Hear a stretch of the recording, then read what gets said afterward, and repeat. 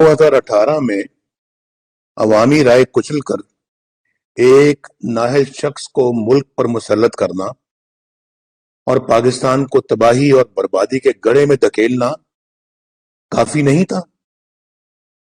Senate election में हुकूमती उम्मीदवार की शिकस्त के फौरन बाद जिस तरह आपने एतमाद का वोट लेने में अपने सिलेक्टेड की दोबारा मदद की, क्या वो किसी से ढका छुपा है? दसका का इलेक्शन 2018 के इलेक्शन का रीप्ले था, जिसमें धांधली के सारे रिकॉर्ड तोड़ दिए गए और फिर कहते हैं कि हमें सियासत में ना घसीटा जाए। वाह! पाकिस्तान के जमहूरी निजाम और अखलाकियात को पांव तले रोंदते हुए आप इस हद तक गिर चुके हैं कि पहले आपने कराची में चादर और चार दीवारी को पामाल किया, रात के वक्त मरियम नवाज के होटल के कमरे का दरवाजा तोड़ा और अब उन्हें धमकी दे रहे हो कि अगर वो बाज ना आई तो उन्हें स्मैश कर दिया जाएगा। मरियम जिस जुर्रत और ईमान के साथ अवाम की हक हुक्मरानी और वोट को इज्जत दो की जंग लड़ी है, इंशाअल्लाह उनकी हिफाजत अल्लाह करेगा। मैं खुदाई लहजे में धमकियां देने वालों को तंबीह करना चाहता हूं कि अगर किसी ने कोई मजमूम हरकत की तो उसके जिम्मेदार इमरान खान के अलावा जनरल कमर जावेद बाजवा, जनरल फैज हमीद और जनरल इरफान मलिक होंगे। जो कुछ आपने किया है और करते चले जा रहे हैं, ये संगीन जुर्म है जिसका आपको बहुत जल्द हिसाब देना पड़ेगा इंशाअल्लाह। अजीज दोस्तों, अस्सलाम वालेकुम, नमस्ते, सत श्री अकाल, गुड आफ्टरनून। आपने देखा नवाज शरीफ ने क्या कहा। ये नवाज शरीफ हैं जो पाकिस्तान के 3 बार प्राइम मिनिस्टर रह चुके हैं, पंजाबी हैं। जब आप सोचें कि एक पंजाबी 3 बार के प्राइम मिनिस्टर को अपनी बेटी के लिए पाकिस्तान में इतना ख़तरा महसूस होता है, जो खुल के बता रहे हैं कि पाकिस्तान में पाकिस्तान की आर्मी क्या गेम खेल रही है, तो आम सिंधी, बलोच, मुहाजिर, पख्तून, इन सब का क्या होता होगा, ये आपको खुद सोचना है। पाकिस्तान तबाही के दहाने पे खड़ा है। मैं सबसे पहले आपसे बात करना चाहूँगा कराची की। नवाज शरीफ का तो आपने देख लिया, उनकी बेटी का क्या ख़तरा है, तो वो अलग ही एक कहानी है, वो सियासत है, सारा कुछ है, ठीक है। कराची का ये है कि कमाऊ पूत है पाकिस्तान का, सिंध का कैपिटल है और सिंध का सबसे बड़ा शहर है। कराची पे कब्ज़े की जंग शुरू से जारी है, जब से पाकिस्तान बना है 1947 से, तब से इस्टेब्लिशमेंट जिसको कि आर्मी लीड करती है, इसकी कोशिश रही है कि कराची और इसके रिसोर्सेज पे पूरा कब्ज़ा रखा जाए। जिसके लिए मैं पहले आपको कई बार वीडियोस में बता चुका हूँ कि इन्होंने मुहाजिर अशराफिया, जो एलिट मुहाजिर हैं, और सिंधी वडेरों को इन्होंने अपना आला-ए-कार बनाया हुआ है और उनके ज़रिए से उनको एक छोटा सा शेयर मिल जाता है। बाकी आर्मी लूट मार खूब करती है और कराची पे इन्होंने किसी न किसी बहाने से कब्ज़ा जारी रखा है। 1991 से रेंजर्स, जो कि आर्मी की एक रेजिमेंट है, वो कराची पे बैठी हुई है और लॉ एंड ऑर्डर का मसला ये जब देखो क्रिएट करके इसी बहाने से ऑपरेशन करते रहते हैं। हमारा सिंपल सा सवाल ये है कि जब कराची का लॉ एंड ऑर्डर आप 1991 से बैठे हुए हो, आज आपको 30 साल हो गए, अभी तक आप सॉल्व नहीं कर सके, तो आपकी काबिलियत क्या है? आपको तो वैसे तो हमने इंडिया से जंग लड़ने के लिए पैसे दिए हुए हैं, 70 साल से हमारा पेट काट के अपना आपको मिलिट्री बजट दे रहे हैं, आपके 5 स्टार लाइफ हम अफोर्ड कर रहे हैं, तो सिर्फ इसलिए कि आप जाएंगे कश्मीर आज़ाद कराएंगे, भारत से जंग करेंगे, जीतेंगे जंग। लेकिन वो आपने जिस दिन से 93,000 पतलून वहाँ पे छोड़ के आए हैं, तब से ये आर्मी नपुंसक बन चुकी है। पहले भी थी, जाहिर है, जब भी तो 93,000। मैनकाइंड हिस्ट्री में इतनी बड़े सरेंडर कभी हुआ नहीं, वो भी बगैर लड़े। लेकिन ये जब आते हैं सिविलियंस के सामने तो बहादुर बन जाते हैं। खैर, ये सब बातें मैं आपको पहले बता चुका हूँ। फिल वक्त मसला ये है कि एक मुझे बू आ रही है कि कराची के हवाले से इनका एक बहुत ही गंदा प्लान है। इसके लिए कई चीज़ें सामने आई हैं, जिसमें आपको मैंने पिछली बार एक वीडियो में बताया था कि एक लड़के को पकड़ा है जो बेल्जियम से गया था, जिसमें फिर वो मेरे खिलाफ भी बातें की हैं और मुख्तलिफ उसने टेररिज्म की एक बातें की हैं कि हमने कराची में ये करना था और हम कत्ल करते थे अपोजिट पार्टी के लोगों को और ये और वो। एमक्यूएम के हवाले से मैं आपको बता ही चुका हूँ कि कई ग्रुप बना चुकी है पाकिस्तान आर्मी एमक्यूएम में, और अल्ताफ़ हुसैन जो कि एमक्यूएम के लीडर थे, उनकी एमक्यूएम के ऊपर पाबंदी। बाकी सब इन्होंने अल्ताफ़ हुसैन की पार्टी के ही लोगों को तोड़ तोड़ के ब्लैकमेलिंग और मुख्तलिफ ज़राए से टॉर्चर करके सब कुछ करके, वो मैं डिटेल में आपको बता चुका हूँ। इस तरह इन्होंने सरकारी एमक्यूएम बनाई, एक पीएसपी बनाई, पाक सर ज़मीन पार्टी, जिसमें कराची के मेयर थे लॉर्ड मेयर। जब मैं जमशेद टाउन कराची का मेयर था तो एमक्यूएम की तरफ से जो मुस्तफ़ा कमाल मेयर थे, उसको पीएसपी का चेयरमैन बनाया। फिर ये लोग इल्ज़ाम लगाते थे कि एमक्यूएम दहशत गर्दों का टोला चलाती है जो इंडिया से ट्रेनिंग लेके आते हैं, और इन्हीं के स्टेटमेंट थे कि उन लड़कों को जो कि ट्रेनिंग लेके आते हैं उनसे दहशत गर्दी अनीस कायम खानी कराता था।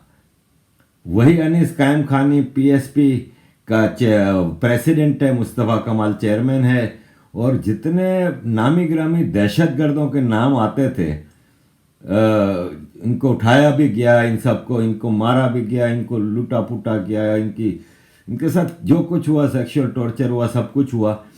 इन्हीं लोगों के ऊपर फिर पीएसपी बनाई, इनको ड्राई क्लीन करके इनको लीडर बना के सामने बिठा दिया, और आज इनकी रेंजर्स हिफाजत भी करती है और करोड़ों अरबों रुपए में खेलते हैं ये सब। अब सूरत हाल ये है कि अल्ताफ़ हुसैन की पार्टी के ऊपर एक तरफ तो पाबंदी है।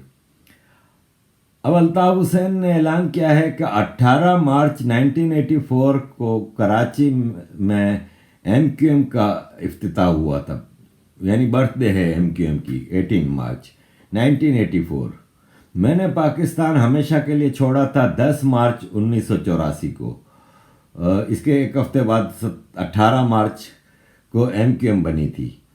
उसका बर्थडे यानी योम तासीस उर्दू में कहते हैं, मनाने के लिए अल्ताफ़ हुसैन ने ऐलान किया है कि मेरे वर्कर सब मुक्का चौक, कराची का एक एमक्यूएम का गढ़ है, वहाँ पे जमा हों और हम वहाँ पे जलसा करेंगे और ये और वो।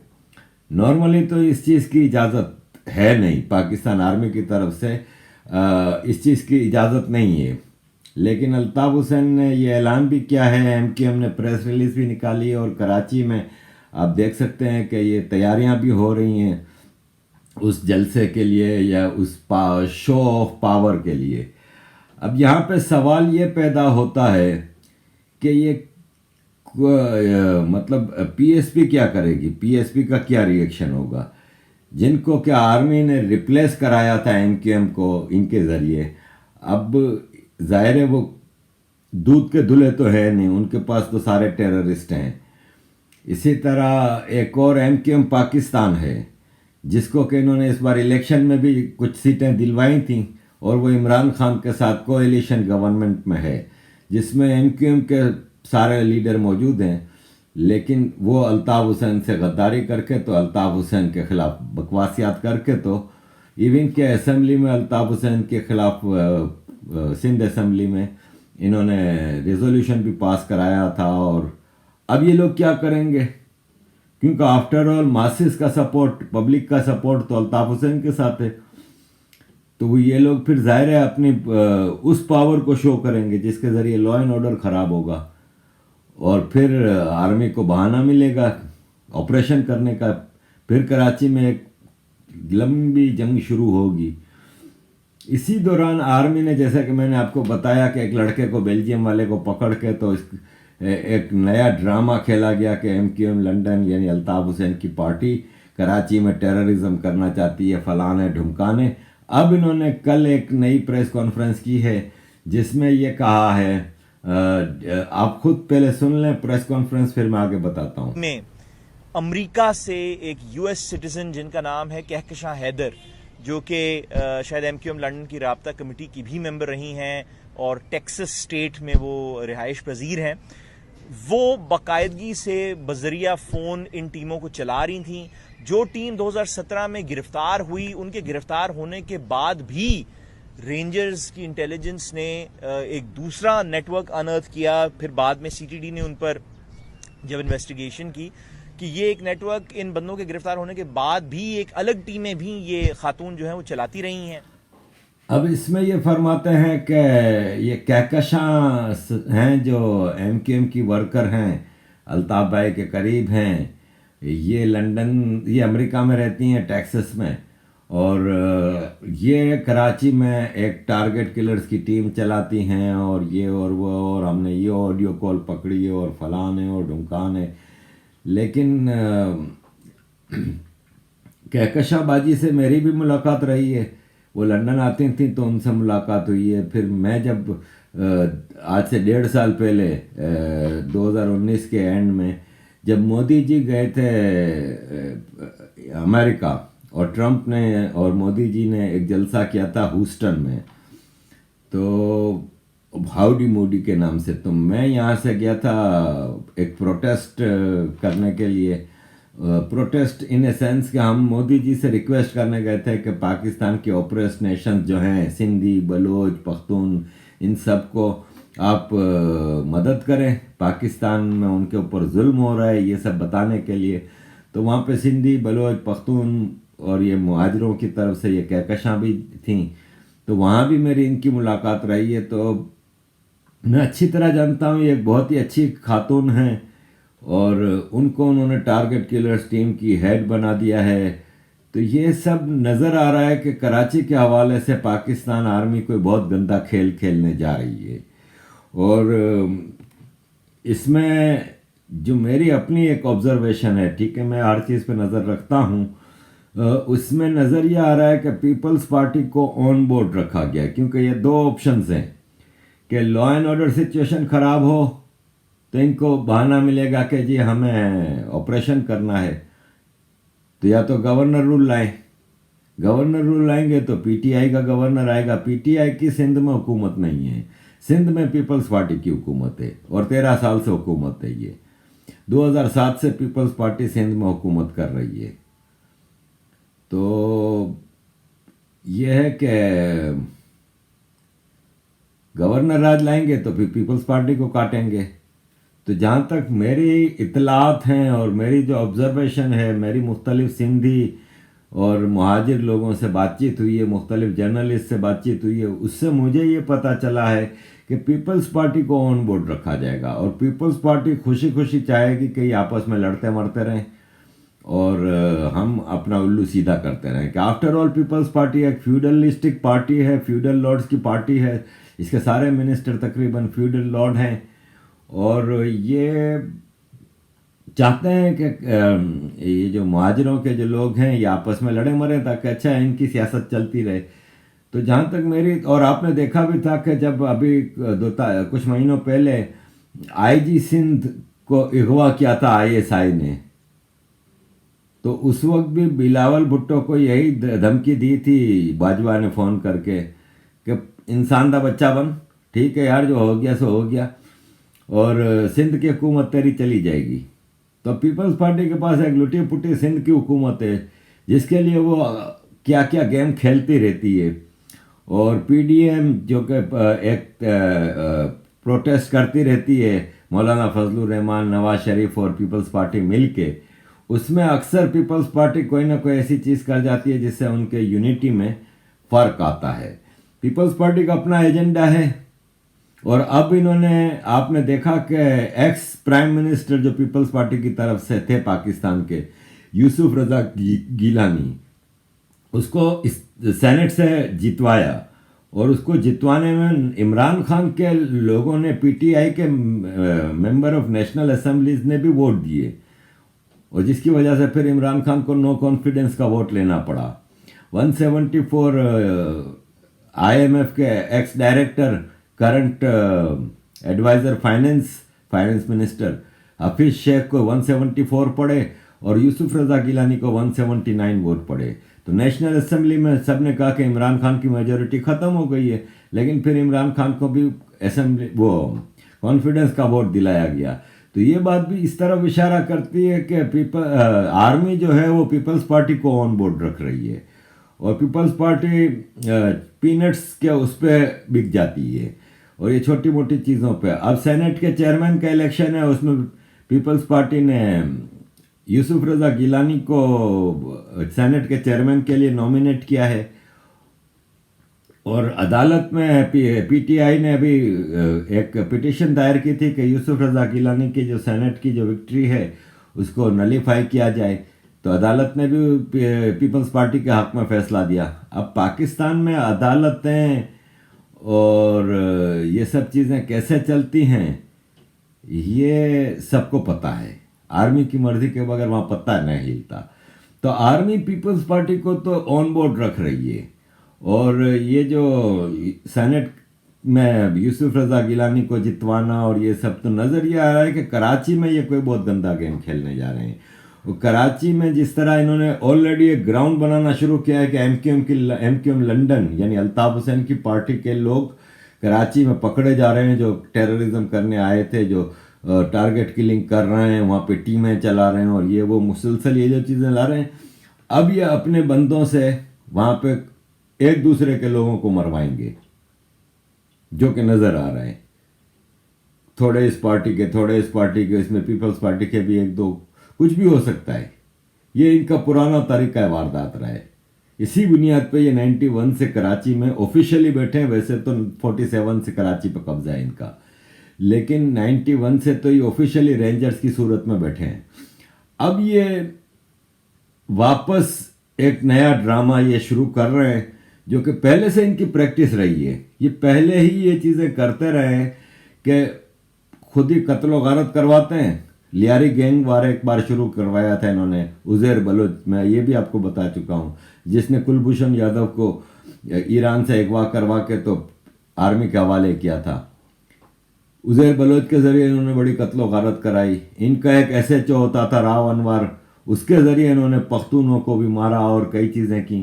تو یہ ان کا پرانا کھیل ہے، کراچی میں امن یہ ہونے نہیں دیتے، اور اب یہ گراؤنڈ بنا رہے ہیں کہ M Q M Altaf Hussain یہ سب کر رہی ہے، اور اگر 18 مارچ کو M Q M Altaf Hussain کا جلسہ ہو جاتا ہے تو ان کے پاس پھر یہ ہوگا کہ دیکھو یہ آپس میں لڑ رہے ہیں، ایم کیو ایم کے لوگ آپس میں لڑ رہے ہیں، P S P, M Q M Pakistan, M Q M London, یہ ایک دوسروں کو مار رہے ہیں، اور اس بہانے سے یہ پھر آپریشن کریں گے۔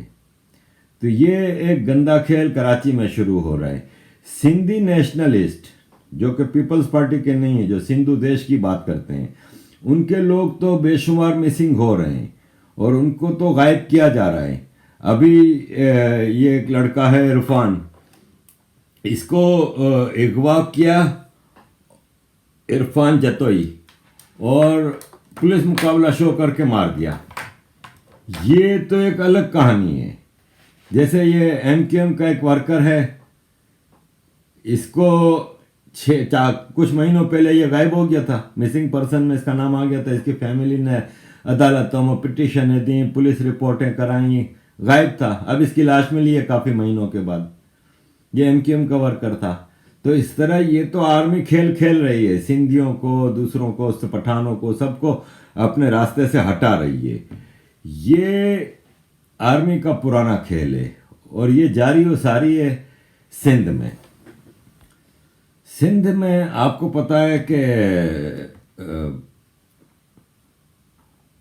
ینگ لڑکیوں کو 12 13 14 سال کی لڑکیاں جو کہ مائنورٹی کمیونٹی سے تعلق رکھتی ہیں، کرسچن ہیں، ہندو ہیں، سکھ ہیں، ان کو اغوا کیا جاتا ہے، بائی فورس ان کا ریپ ہوتا ہے، اور پھر بائی فورس ان کا کنورژن کیا جاتا ہے اسلام میں۔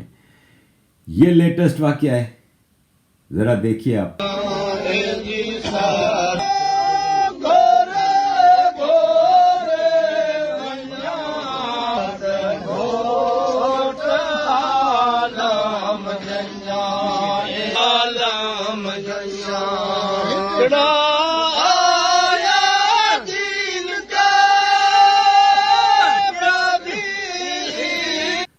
तेरह साल की नॉन मुस्लिम लड़की को मियाँ मिट्ठू से तो अब सब वाकिफ हैं, फोर्स्ड कन्वर्जन का मास्टरमाइंड, डायरेक्टर, चीफ, कई मदरसे चलाता है, बाजवा का right hand man, Imran Khan का खास दोस्त, ये सरकारी आदमी बाय फोर्स माइनॉरिटी लड़कियों को कन्वर्ट कराता है। ये 13 साल की नॉन मुस्लिम लड़की का कन्वर्जन हो रहा है। मतलब आप खुद सोचें कि ये लड़की अपने नाम पे मोबाइल की सिम नहीं ले सकती, ये वोट नहीं डाल सकती, लेकिन ये अपना धर्म चेंज कर सकती है। ये दुनिया में कहीं नहीं होता सिवाय बनाना रिपब्लिक के। ये एक तरफ हो रहा है। दूसरा, अभी international day of women rights के ऊपर एक पाकिस्तान में पिछले कुछ सालों से औरत मार्च होता है। उस औरत मार्च में ख़वातीन अपने राइट्स के लिए वो करती हैं। उसको मलाइन करने के लिए इन्होंने उसके वो फोटोशॉप करके उसके कई वो चीज़ें की।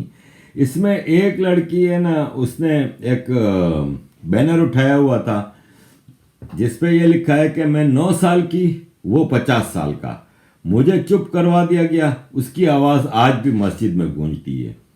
इस पोस्टर को लेके बहुत शोर हो रहा है कि ये किस किस्म की बेहूदगी है, और ये हमारे नबी पाक के बारे में कहा गया है जिन्होंने हज़रत आयशा से 9 साल की उम्र थी उनकी और शादी की थी, और ये उनके ऊपर क्रिटिसिज्म है और पाकिस्तान में औरतों को रोका जाए। और ये वो उस लड़की का बयान आया है जिसने ये पोस्टर उठाया था कि हर चीज़ को तुम लोगों को चोर की दाढ़ी में तिनका, यानी हर चीज़ को गलत रास्ते पर ले जाओ। उसने कहा मेरा रेप हुआ था जब 9 साल की मैं थी, तो मस्जिद में मौलवी ने मेरा रेप किया था और मेरे माँ बाप ने मुझे चुप कराया था ज़बरदस्ती कि नहीं बदनामी होगी, तुम चुप रहो। तो ये मेरी स्टोरी है, उसको आप नबी पाक से जोड़ रहे हैं। मैं 9 साल की थी, मौलवी ने मेरा रेप किया था, मुझे चुप कराया गया। मौलवी आज भी उस मस्जिद में इज्जतदार बना बैठा है और कितनी बच्चियों का रेप कर रहा है। तो औरत मार्च को रोकने के लिए और औरतों, ये जो फेमिनिस्ट मूवमेंट्स हैं और जो वीमेन राइट्स की बात करती हैं, उनको रोकने के लिए इसी तरह इन्होंने एक वीडियो फोटोशॉप की और उसमें डॉक्टर करके उसके अंदर आवाज़ चेंज कर दी गई। उसमें नारे थे, हम लेके रहेंगे आज़ादी, इमरान से भी आज़ादी, हम औरतों के लिए आज़ादी लेंगे। वो अपने लिए राइट्स मांग रही थी। उन नारों को चेंज कर दिया कि रसूल से भी लेंगे आज़ादी, अल्लाह से भी लेंगे आज़ादी। ज़रा आप सुनिए दोनों वीडियो।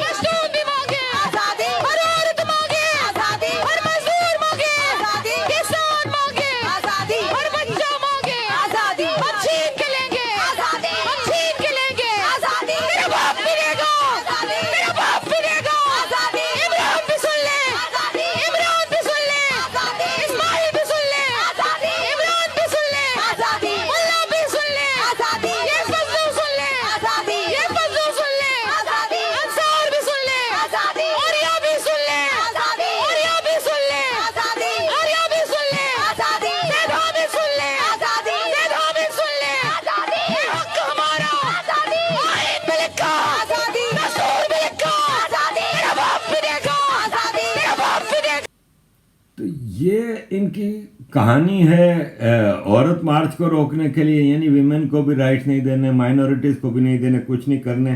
اب میں آپ کو لے جاتا ہوں بلوچستان میں پچھلے کئی دنوں سے تمپ کے کئی علاقوں میں آپریشن ہو رہا ہے. تمپ کے بارے میں رپورٹ ہے. تمپ آپ کو پتہ ہے کریمہ بلوچ کا آبائی علاقہ تھا جہاں پہ اس کی ڈیڈ باڈی آئی تھی اور پھر وہاں پہ کرفیو لگا کے اس کو تدفین کی تھی. تو تمپ میں کلبر اور دیگر علاقوں میں فوجی آپریشن جاری ہے. سارے راستے بند ہیں، بچوں کا دودھ تک نہیں جا سکتا، اور گھر گھر میں جا کے مختلف علاقوں میں جس میں کلبر کور، شہاب، بومن، گندی گوز، گٹی، جمی، ان سب میں جاری ہیں، اور گھر گھر میں جا کے عورتوں کے ساتھ بے عزتی کی جاتی ہے. اسی طرح کوتان زامران میں پاکستان فوج کی ایک چیک پوسٹ کے اوپر بلوچ کرمچاریوں نے حملہ کیا اور اس میں بے شمار فوجی مارے گئے. پاکستان کی آرمی اس کو ایز سچ ڈکلیئر نہیں کر رہی، لیکن بہت زبردست حملہ ہوا ہے اور اس کی ذمہ داری بلوچ لبریشن آرمی نے قبول کر لی ہے. تو بلوچستان کی صورتحال بہت ہی گندی ہے، بہت ہی خراب ہے. کچھ آپ کو پاکستان کی فائنینشیل سچویشن پہ بھی بتائی جائے، جہاں پہ مرغی اس وقت 500 روپے کلو چلی گئی ہے قیمت، اور یونائٹڈ عرب امارات نے کہا ہے کہ 12 مارچ تک ہمارے $1 بلین واپس کرو. اب پاکستان کے پاس تو پیسہ ویسا ہے نہیں، اور یہ ہے کہ 1 بلین کہاں سے دیں گے؟ اب کیا گروی رکھیں گے؟ سب کچھ تو گروی رکھ چکے ہیں، ایون اسلام آباد کے پارک تک گروی رکھ چکے ہیں.